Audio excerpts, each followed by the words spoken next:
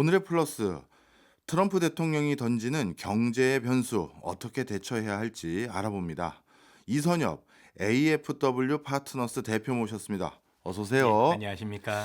지난번에 대표님께서 트럼프 대통령이 기존의 강경 노선에서 슬쩍 물러서는 이유들에 대해서 설명해 주셨는데요. 그런데 근래 들어서는 다시 강한 트럼프 모습을 보여주는 것 같습니다.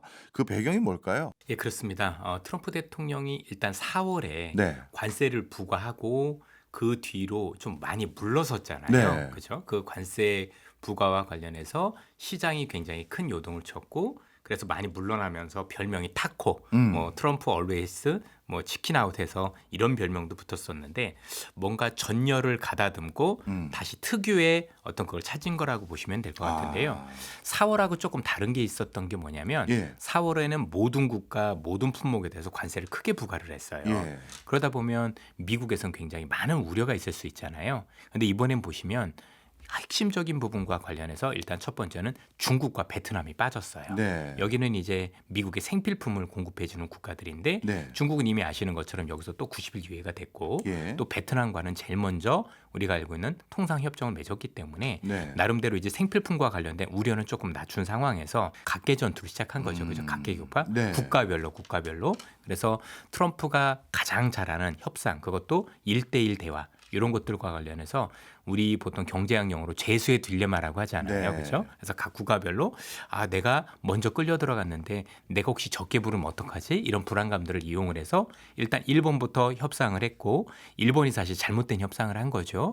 그러면서 그 일본의 잘못된 협상이 이제 기준이 돼 버렸고 한국과 우리가 알는 유럽도 같이 끌려 들어가는 네. 그래서 사실 우리 정부도 어쩔 수는 없었겠지만 사실 일본이 첫 단추를 잘못 깨면서 트럼프가 승기를 잡는 그런 모습으로 됐고 미국의 많은 투자를 얻어냈고 네. 거기다 관세도 더 크게 올렸었고 또 향후의 모든 조건과 관련해서도 미국이 유리해질 수 있는 여러 가지 여건을 만들었다라고 보시면 될 것 같습니다. 그렇군요.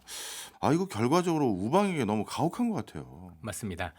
최근에 어떤 트럼프의 모습을 보면은요, 두 가지 특성이 발견이 됩니다. 예. 하나는 국제적인 신뢰라든가 관계보다는 이익이 우선입니다. 미국이 이익이 우선이 되면 사실 뭐 우방이냐 아니냐 아니면 신뢰냐 이런 게 상관없이 움직이는 모습을 예. 보였습니다. 대표적인 게 우크라이나 전쟁이 되겠죠. 네, 네. 두 번째 같은 경우는 약육강식, 흔히 얘기해서 강한 자한테는 조금 더 수그리는 모습들, 그다음에 약한 애들을 조금 더 많이 이렇게 압박하는 모습들을 보이는데 이미 보셔서 아시겠지만 러시아나 우리가 알고 있는 중국에 대해서는 굉장히 약한 모습인 거죠. 네. 일단 러시아하고 지금 우크라이나 관련 협상을 지금 트럼프가 이끌고 있는데 침략자임에도 불구하고 이걸 다 인정해 주는 쪽으로 맞아요. 어떻게 보면 트럼프가 뭔가 러시아를 압박을 해서 얻어내는 게 아니라 예. 이 전쟁을 빨리 끝나기 위해서 사실은 약한 모습을 보이는 게 첫 번째였고요. 예. 중국과 관련해서는 많은 분들도 이미 아시겠지만 히토류라는 중국의 예. 큰 카드 때문에 사실 중국과 미국의 무역 협상 같은 경우는 사실 칼자루를 중국이 쥐고 있는 형식이 돼버렸습니다. 그래서 최근에 보셔서 아시겠지만 90일 연장 이외에 또 우리가 알 수 있는 부분들이 뭐였었냐면 미국이 지금 중국한테 원하는 카드를 먼저 제시를 했잖아요. 예. 그게 콩을 지금보다 4배를 수입해달라. 아니 기껏 콩 얻어내려고 저렇게 했느냐는 얘기죠.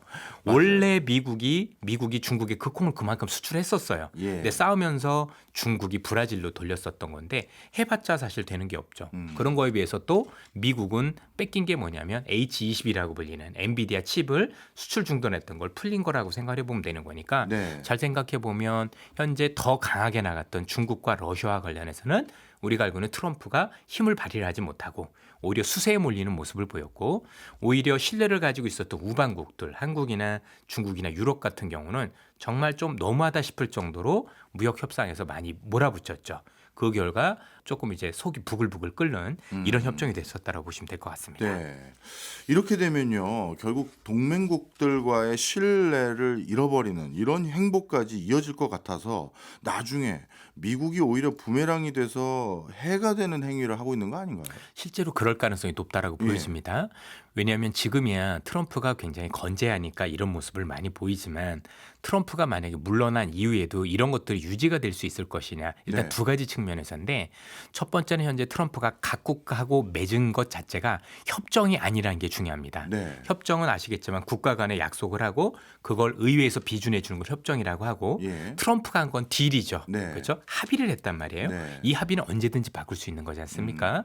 그리고 우리가 알고 있는 우방국들 입장에서 보면 미국이 자국 이익을 위해서 그러는데 지금이 어쩔 수 없지 숙였지만 향후에 미국과 비즈니스 할 때 이런 모습을 봤었을 때 과연 미국의 모든 이득에 대해서 우리가 모든 걸 다 바쳐서 할 거냐에 대한 고민이 있는 거죠. 네. 이제는 우방이란 개념이 서로 간에 없어지는 것 같고 너도 너만 살고자 한다라면 나도 내 살 길을 모색하겠어. 이런 움직임들이 있을 것 같고요. 실제 아시겠지만 지금 시장에서 어떤 움직임들이 있냐면 미국을 제외하고 나머지 국가들끼리 무역 협정을 맺으려는 그게 CPTPP인가 뭐 이런 조직들 예, 예. 있잖아요. 이런 움직임들이 이제 가속화되고 있고 특히 그 브릭스 국가들, 네. 브릭스 국가들은 자기들끼리 똘똘 뭉쳐서 지금 트럼프에 대응하고 있지 않습니까? 예. 그래서 현재 미국을 제외한 다른 어떤 움직임을 다른 어떤 그 무역과 관련된 움직임을 보이려는 것들이 예. 조금씩 고개를 들고 있다 이렇게 보시면 될 것 같습니다. 이게 네. 길게 봐서 정말 미국한테 유리하냐? 그건 조금 시간을 두고 봐야 될 것 같습니다. 관세 폭풍 이게 어떤 상황으로 전개됐는지 쭉 우리가 이제 흐름을 한번 정리를 했는데요. 그러면 이런 흐름 속에서 결국 이게 지금 미국 경제에는 어떤 영향을 미치고 있습니까? 일단 부정적이라고 봐야 됩니다.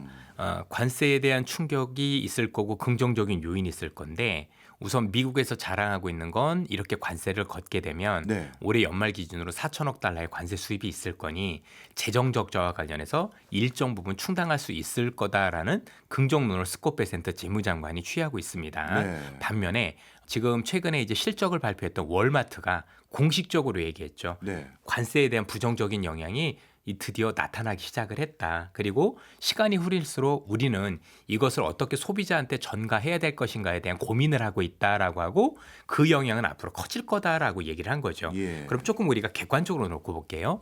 현재 최소 15%에 대한 관세가 둘 중에 하나일 거잖아요. 첫 번째는 만약에 그걸 수출하는 국가가 부담을 한다라면 네. 우리 기업이나 아니면 일본이나 유럽 기업들 입장에서는 그만큼의 기업들의 그죠? 실적이 악화될 것이고 예. 또 반대로 그걸 미국 국민들을 떠안게 된다라면 그만큼의 물가 상승에 따른 그렇죠? 소비자 부담을 안게 되겠죠. 예. 중요한 건 후자가 될 경우에는 어떤 일이 벌어질 수 있냐면 예. 기본적으로 그 정도 제품 가격들이 올라가기 시작하면 예. 소비자들이 구매를 줄이지 않겠습니까? 그렇겠죠. 구매를 줄이면 기업들 입장에서는 물건이 옛날보다 안 팔리기 때문에 예. 어떻게든 비용을 줄이려는 노력을 할 거고 예. 그 비용을 줄이려는 노력들이 사실 고용을 건드릴 가능성이 높습니다.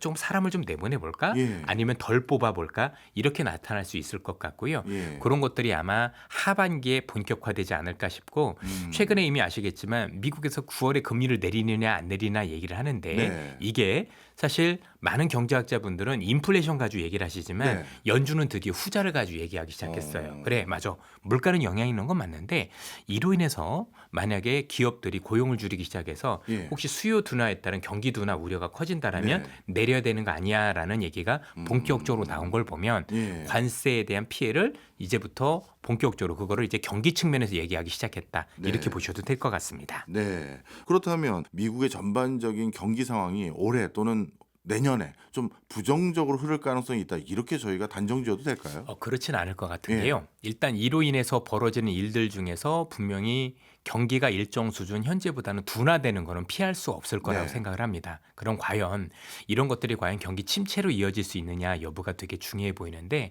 첫 번째는 이로 인해서 이걸 방어하고자 하는 연준의 의지가 일단 보여질 것 같아서 네. 금리 인하를 하게 되면 어쨌든 일정 수준의 어떤 그 부정적인 부분을 좀 완화할 수 있을 거라고 보여지고요. 두 번째는 확정할 수는 없지만 현재 트럼프가 물가 상승을 막기 위해서 하고 있는 가장 큰 일이 예. 에너지 가격 하락을 유도하고 있다라는 거죠. 예. 그래서 그게 될지 안 될지는 알 수는 없으나 향후에 에너지 가격이 조금 더 내려가는 모습들이 보이면 지금 국제적으로 내년에 에너지 가격에 대해서 전망하는 기구들이 내년에 국제 유가가 $50 이하가 될 거다 이런 얘기를 많이 하고 있거든요. 그러면 물가 상승이 있다고 하더라도 유가가 이런 부분을 일정 부분 상쇄를 해준다라면 예. 그 부정적인 피해가 조금 덜할 수 있을 것 같고요. 예. 마지막으로는 최근에 미국에서 규제 완화와 감세 정책이 있었잖아요. 특히 그 규제 완화 중에서 OBBB 법안 기억나시죠? 예. 이 OBBB 법안이 왜 중요하냐면 네. 그동안 기업들은 뭔가 투자를 하고 싶은데 투자와 관련해서 그동안에 트럼프가 있었던 정책들이 확정이 된 게 없었어요. 예. 그래서 태양광은 언제 보조금을 준다는 거냐, 반도체는 어떻게 보조금을 준다는 거냐, 이게 확정이 안 돼서 투자를 안 했던 건데 네. 이게 이제 완전히 확정이 됐거든요. 그래서 아마도 4분기부터는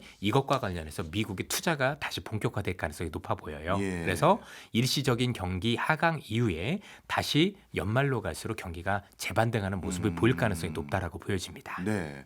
이건 달리 말하면 원래 각 국가들이 그 각국의 시설 투자하고 고용하고 거기서 산업기반 만들 돈을 다 끌고 간 거니 미국 바깥의 경제는 그럼 안 좋아지는 거 아닌가요? 실제 잠재 성장률이 계속 떨어지는 모습으로 간다라 보여지는데 이게 이번에 우리가 제일 안타까운 게 뭐냐면 예. 어떻게 우리는 선의의 피해자인 건데 일본하고 한국이란 나라하고 이게 다릅니다. 얼마 전에 제가 알기로는 그 외대 교수님께서 나오셔가지고 방송한 걸 봤는데 네. 그게 정말 맞는 말씀이고요. 예. 일본이 원래 미국에 투자하는 방법과 우리가 투자하는 방법이 다르단 말이에요. 네. 우리는 수출 중심의 국가고 거기는 투자 중심의 예. 국가라서 걔네는 이 미국한테 잘 보여서 내가 더 투자를 많이 할게 해준 건데 트럼프는 그런 생각이 없어요. 야, 일본이 이 정도 했으면 한국도 이 정도 해야지. 이런 식으로 갔는데 금액만 본 거군요. 예, 금액만 본 거예요. 아. 실제 트럼프 하는 거 보면 굉장히 즉흥적이기 때문에 네. 그 뒤까지 생각하시는 분은 아니라고 보여집니다. 그래서 유럽은요 되게 꼼수를 많이 썼어요. 네. 결국 유럽은 뭐냐면 얘네도 단위만 크면 되는 거잖아요. 예. 그래서 내가 에너지 7,500억 달러 사주면 되지 않겠니라고 하니까 투자 금액이 상대적으로 적었음에도 불구하고 넘어갈 수 있었던 거예요. 예. 물론 유럽 전체가 우리보다 투자 금액이 6천억 달러로 많긴 하지만 9배나 큰 대륙과 우리하고 투자 금액은 별 차이가 없다라고 놓고 보면 사실 우리가 몽창 뜯겼다. 표현으로 네. 말씀해도 되는 거고요. 네. 현재 그 우리가 투자해야 될 그 미국에 투자해야 될 그 기업들이 네. 만약에 한국에 투자가 됐다라면 예. 우리는 그만큼의 질 좋은 일자리가 생길 거고 이 일자리 때문에 생성되는 수많은 뭐 커피숍, 식당 이런 것들이 생기면서 예. 소상공인들이 좋아질 수 있는 여건이 될 수 있는 건데 예. 이런 것들이 다 바깥으로 나간다는 개념이 됐으니 사실 기업은 나을 수 있는지는 모르겠지만 우리 국민 경제 입장에서 놓고 보면 향후의 성장 잠재력은 더 악화될 수밖에 없는 환경에 놓였다라고 보셔도 될 것 같습니다. 아, 그렇군요. 이번에 또 트럼프의 바뀐 기조 중에 하나가 우크라이나 전쟁을 어떻게든 빨리 끝내보려고 네. 노력하는 것 같아요. 그거는 그 우크라이나 종전, 그거는 경제적으로는 어떤 함의를 담고 있나요? 네. 우선 뭐 우크라이나와 관련해서 트럼프가 노리는 노림수는 세 가지가 있는 건 알고 계실 겁니다. 예. 첫 설명 좀 번째는 해주세요. 뭐 우리가 알고는 일단 정치적 노림수는 두 가지가 있는데 하나는 노벨 평화상을 원한다고 있는 건 이제 너무 노골적이라 다 알고 있죠. 다 알고 있죠. 예. 두 번째는 어쨌든 러시아하고 미국과의 관계가 일정 수준 유지가 되면 네. 중국을 견제할 수 있게 됩니다. 미국 입장에서 지금 미국 혼자만 단독으로 중국을 견제하기는 지리상으로도 네. 비용적으로도 많은 문제가 있기 때문에 결국 효과적으로 차단하기 위해서는 중국과의 관계를 위해서 뭔가 러시아의 어떤 관계를 재설정할 필요가 있는 건데 사실 되게 지금 마음 급하게 돌아가고 있는 가장 큰 이유는 인플레이션 때문입니다. 네. 결국 지금 관세는 부과를 했고 원래 본인이 생각했던 것보다 더 많은 관세를 부과를 했거든요. 네.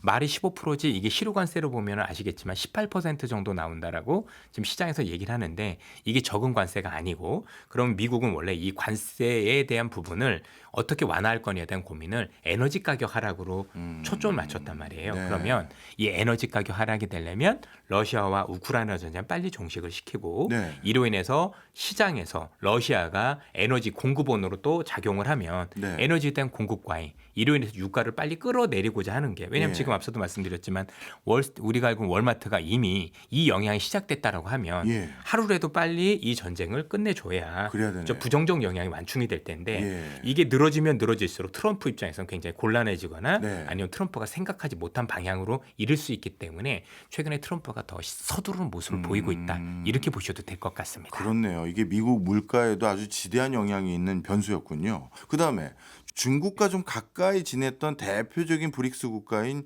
인도하고 브라질은 와 관세 문매를 맞을 상황이 돼버렸거든요. 그러면 브라질과 인도가 다시 약간 미국 쪽으로 기울어지는 행보를 보이게 되는 건지 아니면 중국이 그나마 인도 브라질하고 같이 반미적인 어떤 뭐 밸류체인 또는 경제 생태계 구축하는 그런 흐름으로 이어질지 그것도 궁금합니다. 인도라는 국가는 사실 어떤 국가에도 일부러 친한 국가는 아닙니다. 네. 나름대로 힘이 있기 때문에 뭐 미국에도 굳이 잘 보일 필요가 없고 중국에도 잘 보일 필요가 없는 그래서 실용 외교를 할 가능성이 있다라고 네. 보여지고요.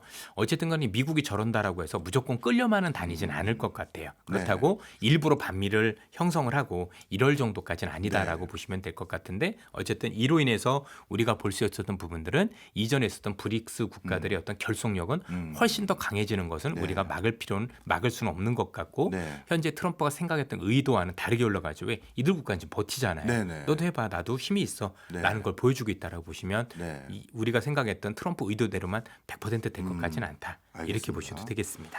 그렇다면 많은 투자자들은 이런 상황 속에서 미국 증시에서 수혜를 볼 업종이라고 해야 될까요? 업종별 뭐 승자, 패자 이걸 좀 구분할 수 있을까요?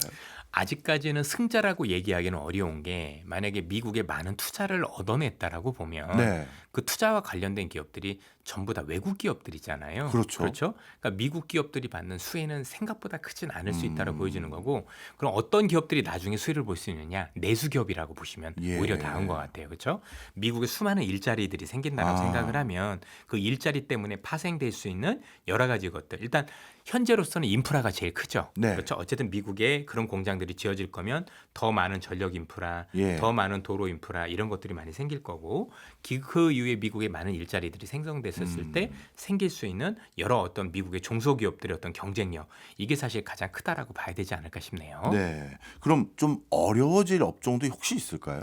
전체적으로 미국 내에서는 아니지만 우리 그 기업들이 좀 쉽진 않겠죠. 네. 예. 그리고 지금 현재 미국에 들어오라고 하는 기업들 자체가 대부분을 놓고 보면 미국에 없는 기업들이 되게 많거든요. 그렇죠. 이미 보셨겠지만 미국에서 원하고 있는 새로운 산업의 밸류 체인은 네. 반도체라든가 네. 그렇죠? 그다음에 철강이라든가 아니면 제약 바이오 쪽 흔히 얘기해서 미국에 거의 없는 산업 중심으로 근데 첨단 산업인 중심으로 기회가 되고 있기 때문에 네. 미국이 없는 것들 중심으로 들어온다라면 예를 들어서 TSMC가 타이완 세미컨덕터가 미국에 들어간다라고 해서 기존에 있던 기업들이 많이 타격을 받을 거냐 그렇진 않다라는 그렇죠. 거죠. 예. 예. 또 바이오 기업들도 그렇지만 미국에 있는 기업들은 대부분 약을 개발하는 거지 실제 네. 생산은 안 하지 않습니까? 예. 생산 설비들이 미국에 들어온다라면 사실상 그것과 관련해서 피해를 볼 수 있는 기업들보다는 네. 오히려 미국이 도움이 되는 쪽으로 큰 틀에선 보는 게 맞지 않을까 싶습니다. 네. 그리고 많은 분들이 의구심을 가지고 있는 게 이 철강하고 알루미늄에 이렇게 높은 관세를 부과하면 지금 앞서서 말씀 주셨지만 트럼프도 물가 걱정을 하는 것 같은데 이게 전방위적인 물가 상승 압박 요인으로 엄청날 거거든요. 그럼요. 이 뒷감당을 어떻게 하려고 할까요? 그래서 지금 트럼프도 이렇게 더 강하게 나가는 건 저희들이 판단했을 때 예. 앞으로 뭐 전망은 좀 봐야 되겠지만 결국엔 투자 약속을 받고 미국의 수많은 어떤 그 철강과 아니면 이런 비철금속까지 어떤 밸류 체인들이 많이 완성이 되면 그 조건으로 사실 완화시켜 줄 가능성이 일단은 높다고 봐야 되는 게 예.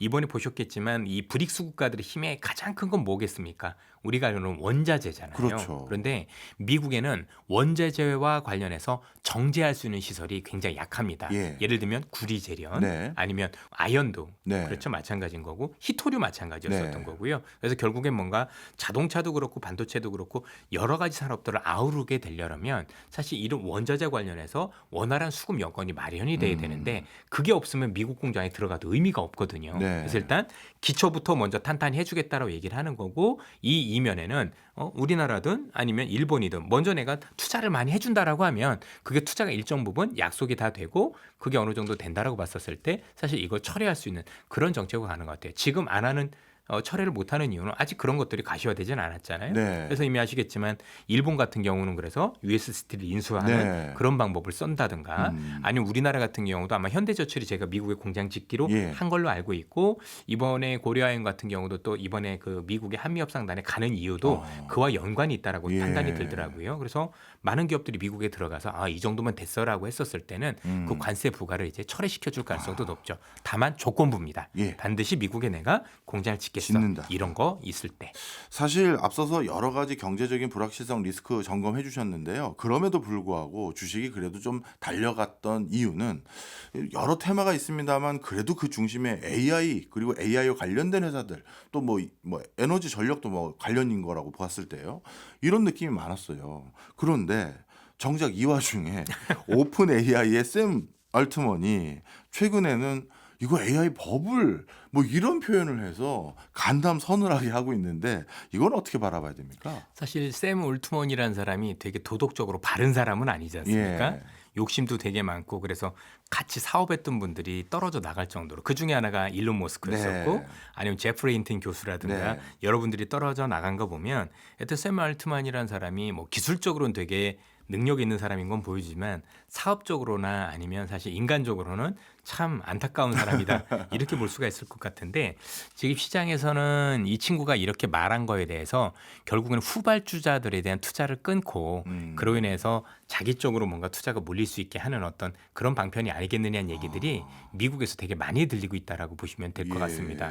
사실 제가 뭐 샘 얼트만이라는 사람보다 AI에 대해서는 많이 알 수는 없지만 주식만 놓고 보면 예. 이 사람보다는 제가 조금 더 전문가잖아요. 당연하죠. 그렇죠? 그러면 사실 지금 이 관련 기업들에 대해서 밸류에이션이라는 걸 놓고 보면 예. 사실 비싸다라는 논란은 피할 수는 없는 것 같아요. 그런데 버블이냐라고 생각을 하면 예. 그 정도까지는 아니다라고 생각을 하고 있고요.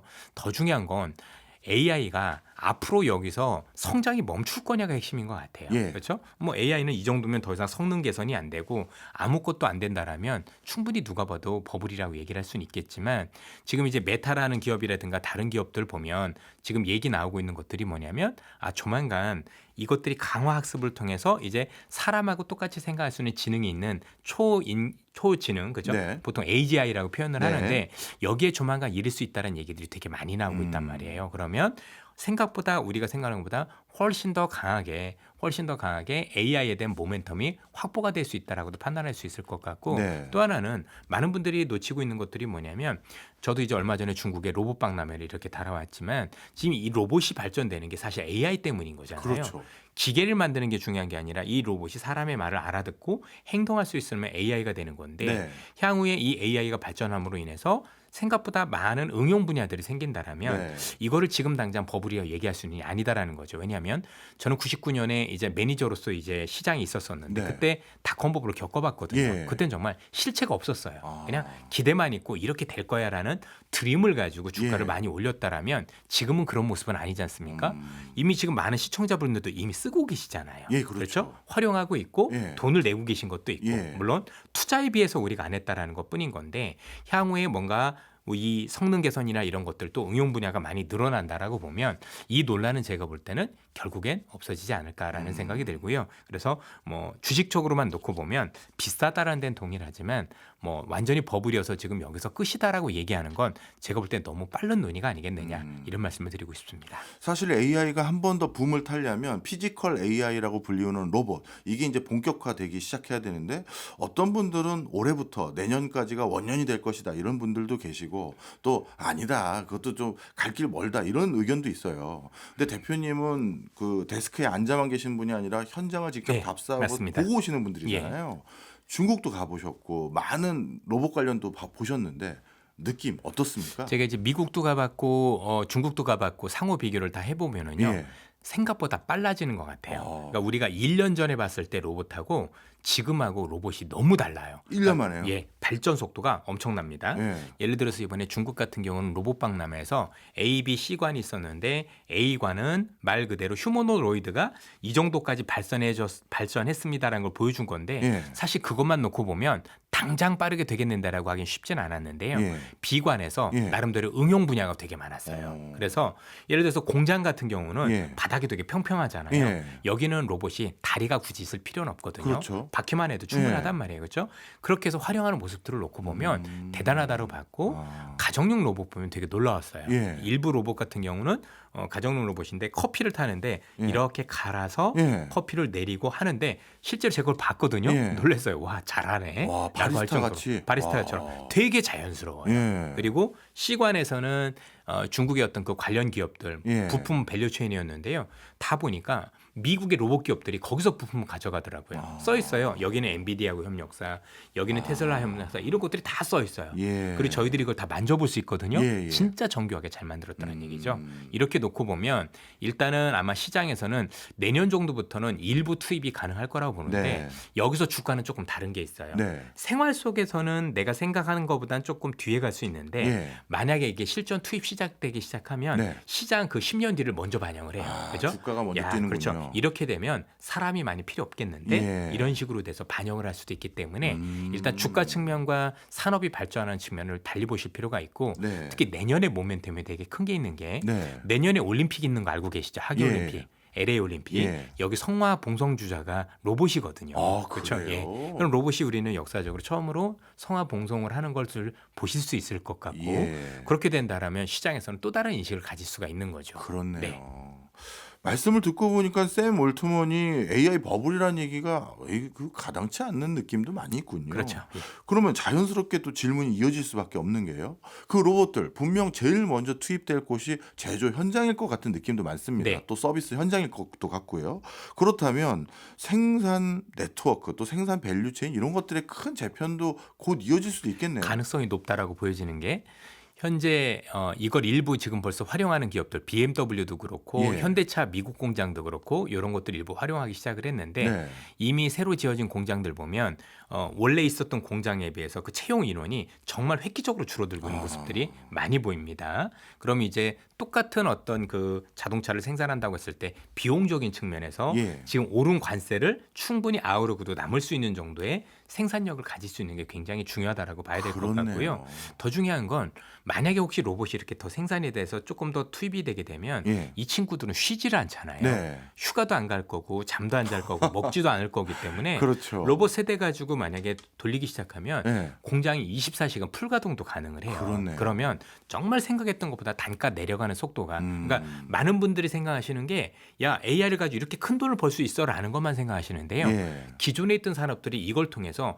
비용을 절반 이하로 줄일 수 있다라면 이득의 질은 2배가 늘어날 수도 있는 거잖아요. 예. 이런 점에 대해서도 고민하실 필요가 있는 게 제가 조금 쉬운 설명을 드리면 예. 엑셀이라는 게 생기고 나서 네. 주판이 없어졌잖아요. 그렇죠. 우리 어렸을 땐 주산이라는 게 있어가지고 배웠죠. 그렇죠? 뭐 북이라는 게 있고 경리라는 게 있었는데 예. 요즘 그 직업들이 사라진 이유가 뭡니까? 결국 엑셀. 엑셀이라는 기술의 발전인 거잖아요. 예. 그죠?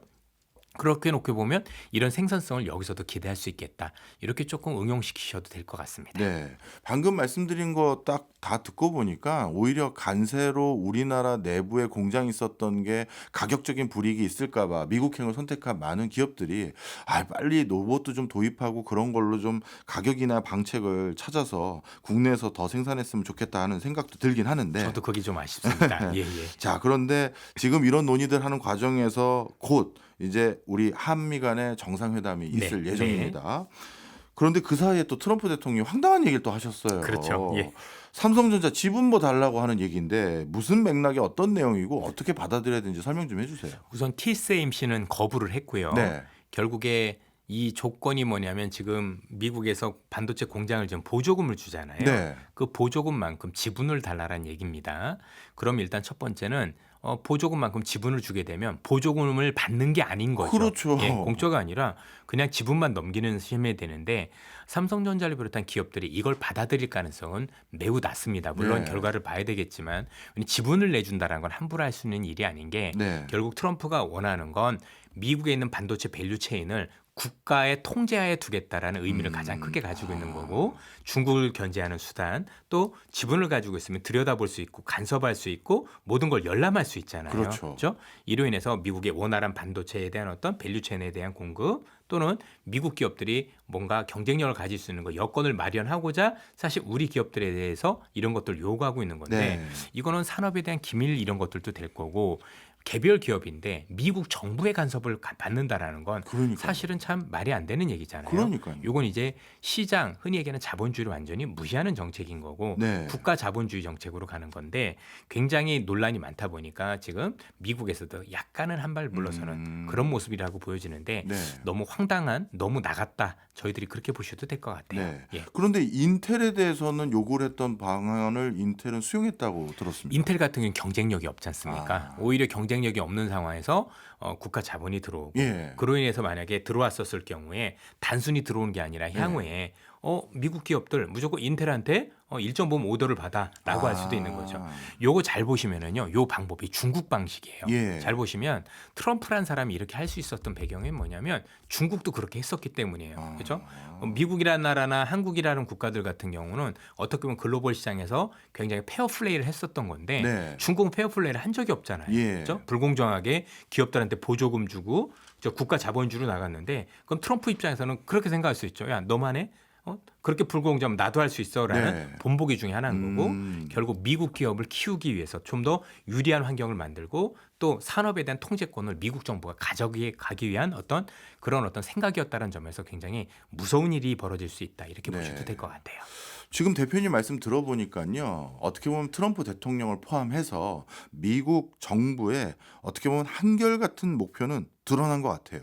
바이든 시절에 뭐 칩스법, 그리고 트럼프의 관세, 그리고 이제는 지분까지 달라.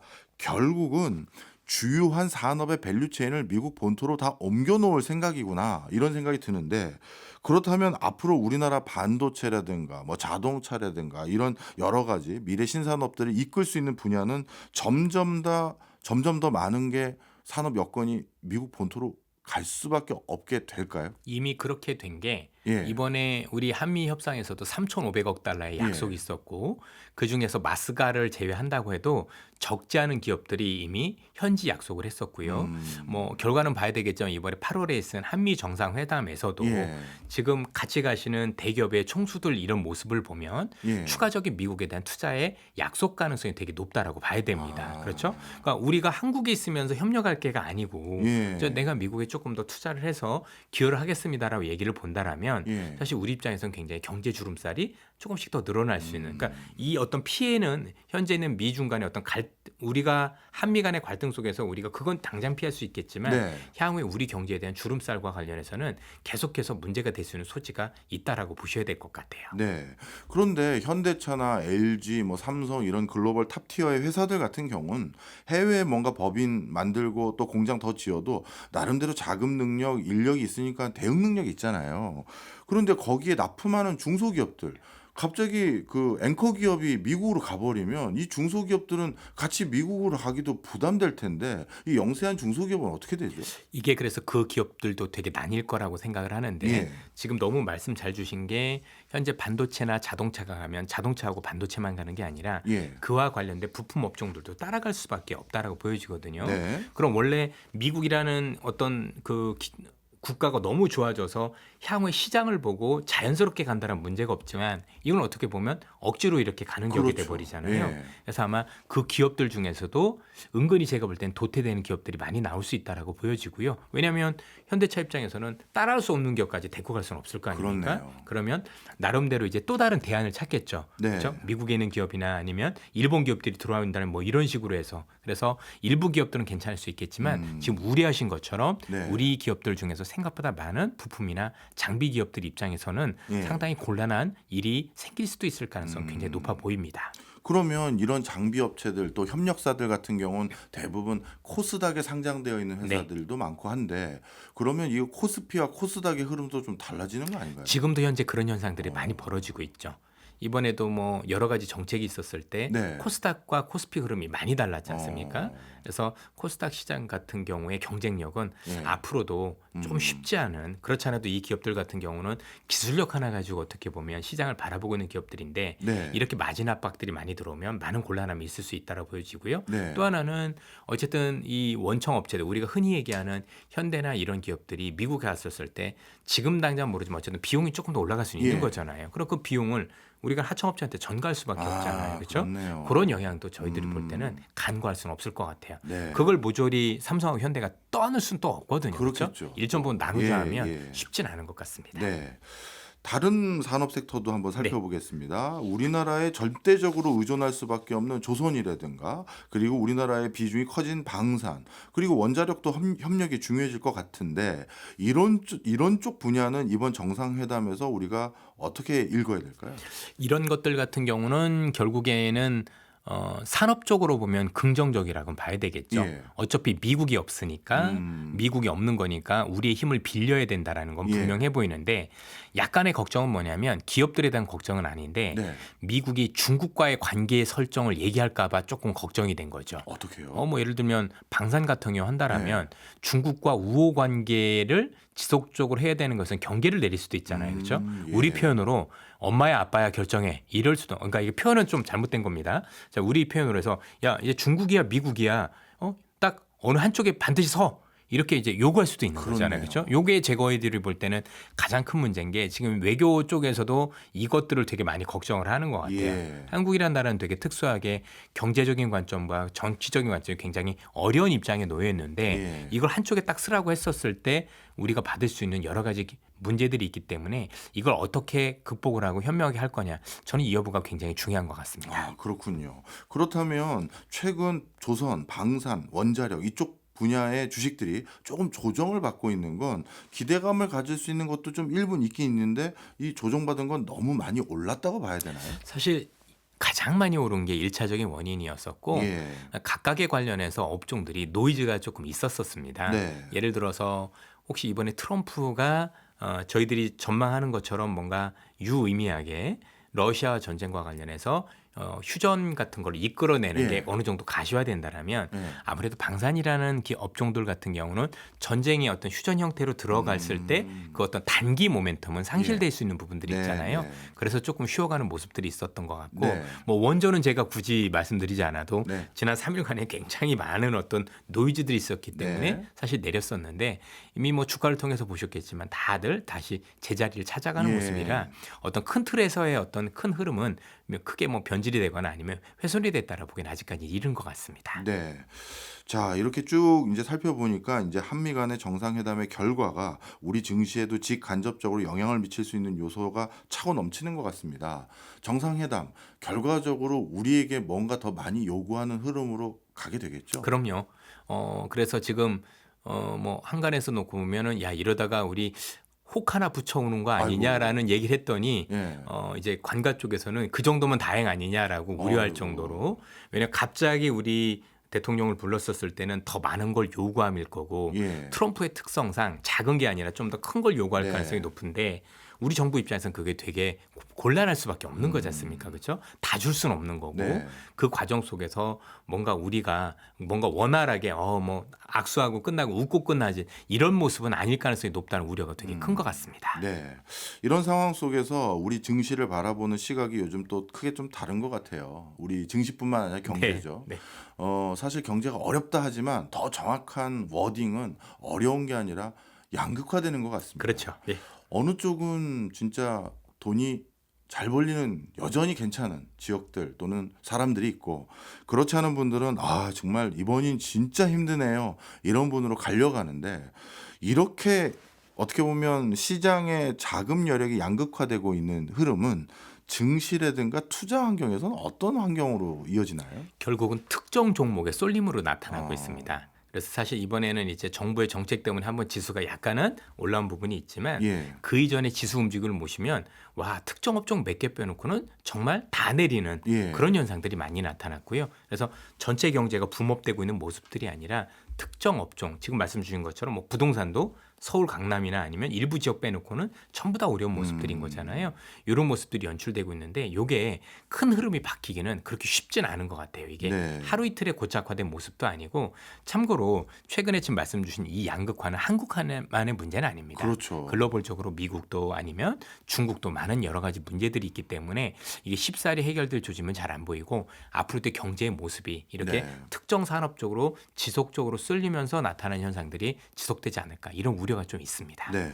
오늘 국내외적으로 다양한 해안들 전달해 주셨는데요. 마지막으로 이제 정리 한번 해 주시죠. 예. 요즘 증시가 약간 조정받고 있다, 좀 숨고르기 하고 있다 이런 느낌입니다. 네. 이런 상황에서 우리 투자자들, 우리 증시 어떻게 바라봐야 될까요? 전체적으로 저는 큰 흐름이 아직까지는 바뀌었다라고 판단하진 않습니다. 네. 그래서 두 가지 말씀을 드리고 싶은데요. 결국 우리는 수출 중심의 국가고 예. 이 수출하는 환경이 어느 분야로 좋아지느냐에 핵심을 맞추실 필요가 있겠습니다. 먼저 경제만 놓고 보면 사실 한국 경제는 굉장히 어려워지고 있는 게 맞습니다. 예. 그걸 나타나는 게 금리라는 거고 음. 그래서 이제 한은에서도 계속 금리를 내리고 있는 것들을 보면 한국 경제는 굉장히 불안한 모습을 맞는데 예. 반면 글로벌 시장에서는 많은 변화가 있습니다. 예. 미국이 지금 앞서 말씀 주신 것처럼 제조업으로의 변화를 꾀하고 있는 거고 예. 저 또 AI라는 산업적인 변화도 있는 거잖아요. 예. 근데 주식은 변화를 반영을 많이 합니다. 음. 그러면 우리는 경제만 몰입돼서 경제가 안 좋으니까 시장이 안 될 거야라고 할 게 아니라 네. 정말 큰 변화가 미국의 어떤 경제 성장에서 변화가 일어나고 있고 예. 산업에서 변화가 있기 때문에 변화를 찾아서 변화 관련주에 나름대로서 집중적으로 뭔가 제가 볼 땐 투자에 대한 아이디어를 얻으신다라면 네. 어려운 경제에서 그래도 돌파구가 있지 않을까 네. 이렇게 말씀드리고 싶습니다. 사실 사업소득, 근로소득이 좀 주춤할 때는 투자소득으로 조금 우리가 벌충해도 좋은데 그런 투자하기에는 이 변화의 흐름을 잘 캐치하면 남다른 성과도 있다. 이렇게 봐도 되겠군요. 예, 저 그렇게 예. 생각합니다. 그럼 짧게 하나만. 네. 중국은 그러면 이제 미국의 압박이 더 거세지니까 우리가 쳐다도 보면 안 되는 거예요?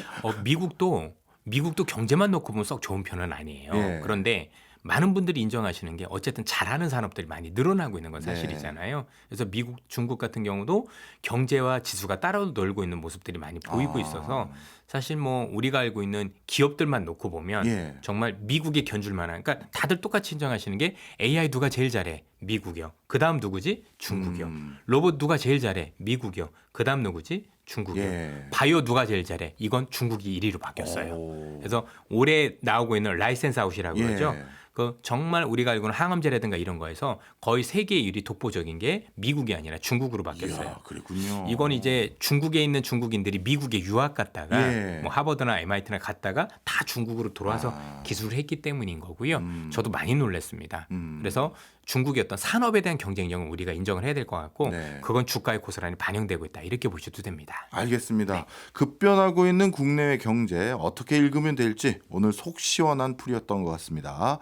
지금까지 이선엽 AFW 파트너스 대표였습니다. 고맙습니다.